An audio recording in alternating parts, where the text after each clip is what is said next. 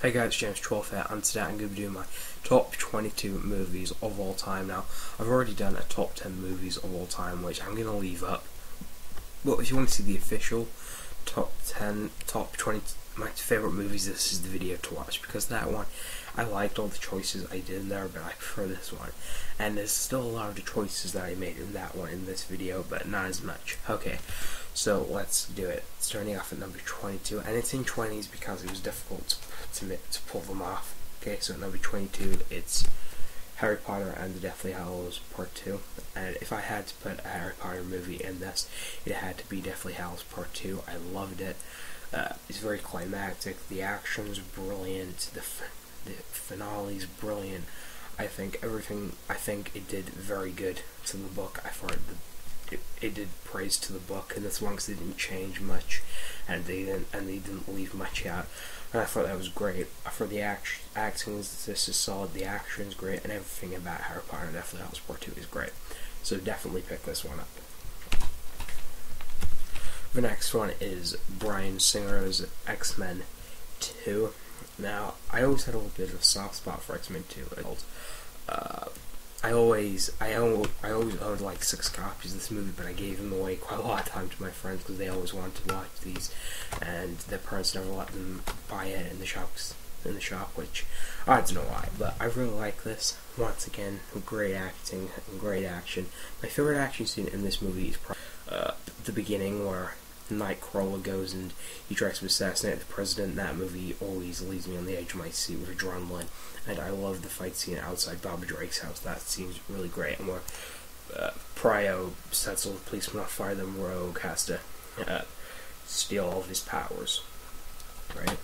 Now, my number 20 spot is one which most of you guys probably know this would be in it, and it's Captain America, the First Avenger. Now, I love Captain America, the First Avenger. I think it's great. I think Chris Evans was really brilliant in this movie. He's so skinny compared to in other movies. Compared to his role in Fantastic Four, he looks superbly skinny. The artwork on that is absolutely great. This has Tommy Lee Jones, one of my favorite actors of all time, in this movie, and I like that. The girl is seriously hot. You can't deny that. The chick on this movie is seriously hot, and it's a great way to show off the First Avenger. Now, I've not seen the Avengers yet. I'm probably not going to go see the Avengers in the cinema. I'm probably just going to wait until it comes out on DVD.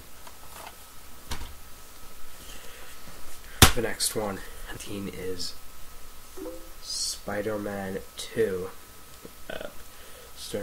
starring Tobey Maguire and Kirsten Dunst. Yeah, Tobey Maguire and Kirsten Dunst. I love this one. I preferred it more to the original, mainly because it was just more action-packed, in my opinion. I thought this had much more of a serious tone. I liked Dr. Xavier. He was a really likable character. I like how he didn't really know what he was doing. His arms were controlling him, and everyone has a voice of reason in this movie. Mary Jane, voice of reason is John. Peter Parker's voice of reason is May. Dr. Xavier's voice of reason is Peter Parker, and I absolutely love that everyone kind of has their own voice. I really like the train scene against Peter and Dr. Xavier. I think that's absolutely brilliant. Okay, so Spider-Man 2. I'm going to have to rush through these because we're already on 3 minutes. Okay, so what do we... number 18 is a Tom Hanks movie, and it's Apollo 13. Now, I watched this movie on Friday night, and I was absolutely blown away with it. It starts off a little slow, but once you're in space, it's absolutely action-packed. It had me on the edge of my seat at the end. I was like, they're not going to make it. They're obviously going to die. And then I was just like, no. They just come out on the parachute, and they're not dead, which I absolutely love. I like how it had a happy ending. It's a true story. If this movie wasn't a true story, I'd like to see them probably die in space, but when that was a true story, I'm glad that they lived.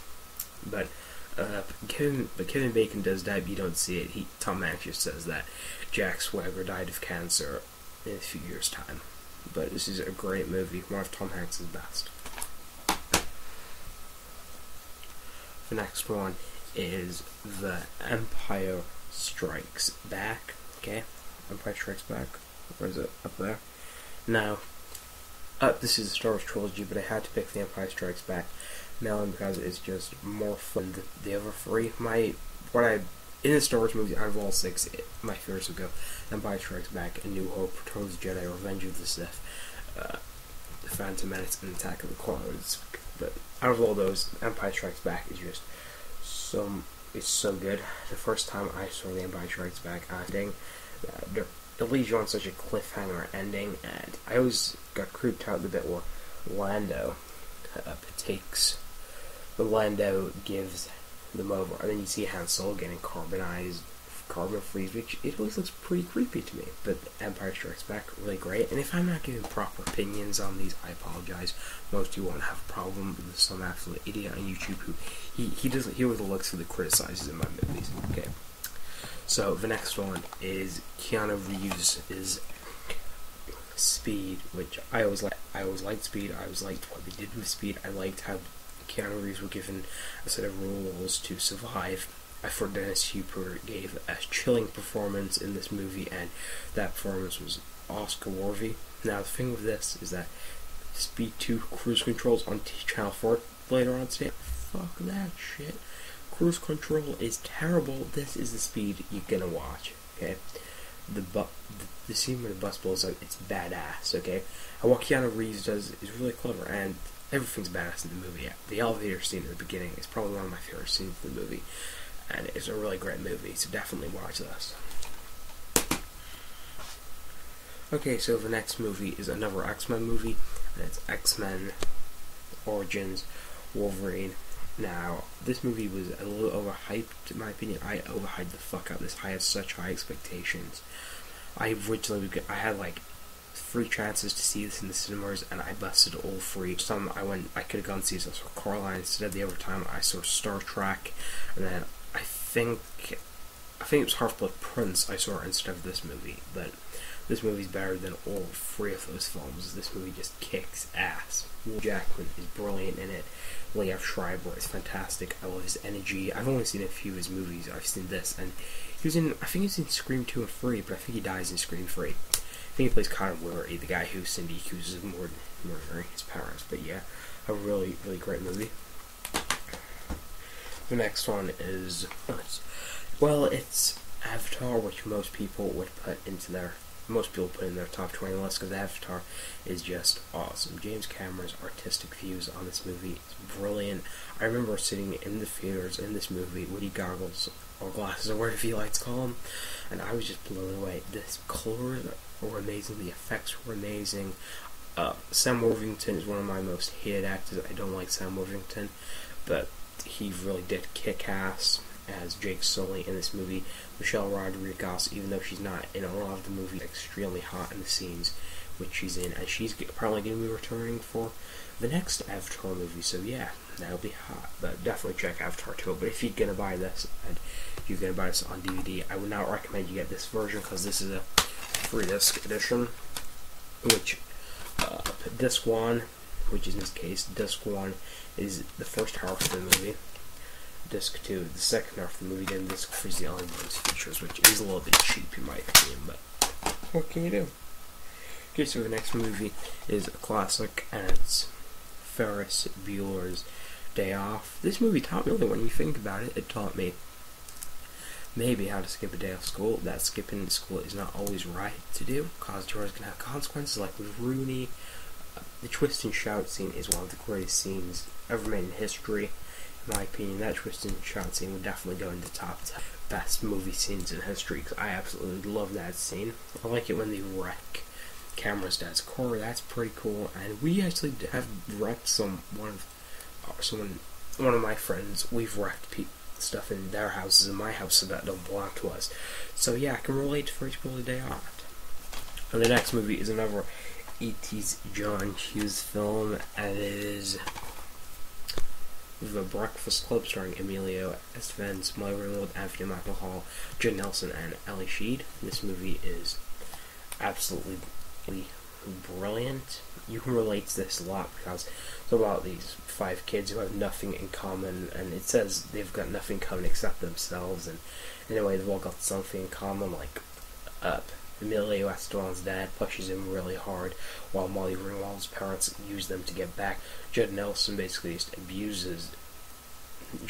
parents basically abuse him, and Anthony Michael Hall's parents just want his grades to go so high. And Ali Sheedy just says that her home life is unsatisfying, which is a bit weird, but this movie is both hilarious, and at times touching. So yeah, we're going on to 10 minutes already, so I may not be uploading unless I don't know. I should be, but it may take a while. The next one is Kevin Bacon classic, Footloose. Now, I've not seen the remake Footloose, so I can't say if it's better than this one, but I want to see the remake because I think only one person can play right now.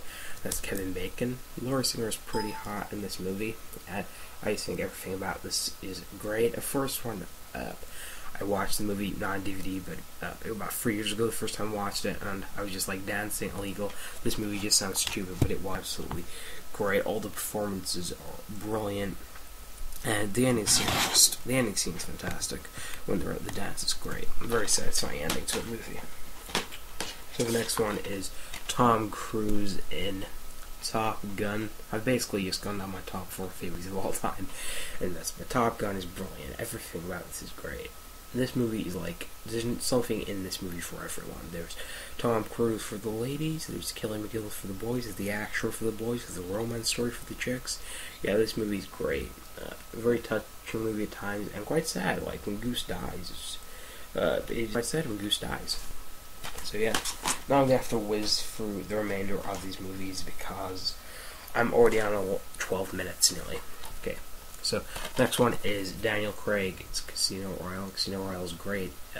Much better than Quantum of Solace. I hope Skyfall will be better than Quantum of Solace and hopefully better than Casino Royale. I love this. Eva Green is Vesper, very sexy lady.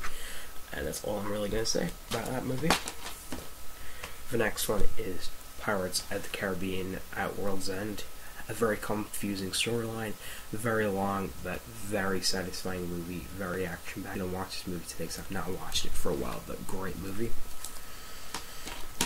Okay, then we've got Terminator 2 Judgment Day. Arnold Schwarzenegger is hilarious in this movie once again because he's so stupid as a Terminator. The scene where they're in the Skynet and they're blowing it up, very cool, and the T-1000, I think, the effects on that are brilliant for its time. I remember the effects looking absolutely fantastic the first time I watched it. So yeah, if you've not seen Terminator 2 Judgment Day, just go out and check it out. You'll definitely be surprised at how good it is. The next movie is a movie from last year, and it's Fast and Furious 5. I watched this movie yesterday along with all the Fast and Furiouses, and I loved this one.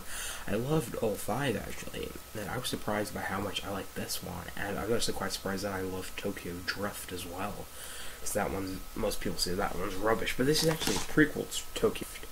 Tokyo Drift is the last one of all of them because Han dies in that one and Han's still alive in this one. But yeah, I like Vin Diesel is one hell of a badass. To see more him and The Rock or fighting is absolutely brilliant. I think though this one it focuses more on the action than the racing. There's not much racing in this movie, unlike Tokyo Drift where it focuses more on the racing than the action, but really good. And then we have something that's shit, which is after generations of people and changed most people's lives, and it's The Social Network. I say it's changed people's life because who's not on Facebook? Nearly everybody is on Facebook. I spend a lot of my time on Facebook and YouTube, so they should make a YouTube movie story. But Jesse Eisenberg pulled this off very well. Andrew Garfield should have been nominated for an Oscar for Best Supporting Actor, or Justin Timberlake should be nominated for it. But David Fincher did a brilliant job of this. David Fincher is one of my favorites. He'll definitely be in the top 10 directors. Okay, now, so the next one is X-Men 3: The Last Stand. Wow. This is the only movie out of all these that I can watch that I've watched it back to back 3 times. I watched the movie like 3 times back to back in the holidays. I absolutely loved it. I've not watched it for about a week. I actually put it on. But I've got this to watch today and Fast and Furious 5 because I'm going to watch that again because I loved it. But this is great. The action's great. My favorite character in this is probably... I like Angel. I know he's not in the movie much, but I do like Angel. And the Brotherhood is fucked up. The Brotherhood of Mutants are fucked up. And they're not really that much, but it's still a really great movie. Now, the last 3 are exactly the same as my last top 10: The Dark Knight, The Green Mile, and Schindler's List. So if you want to see what I think of those movies, you can just go on my top 10 movies of all time video. Please get 12, rate, comment, and subscribe to this video.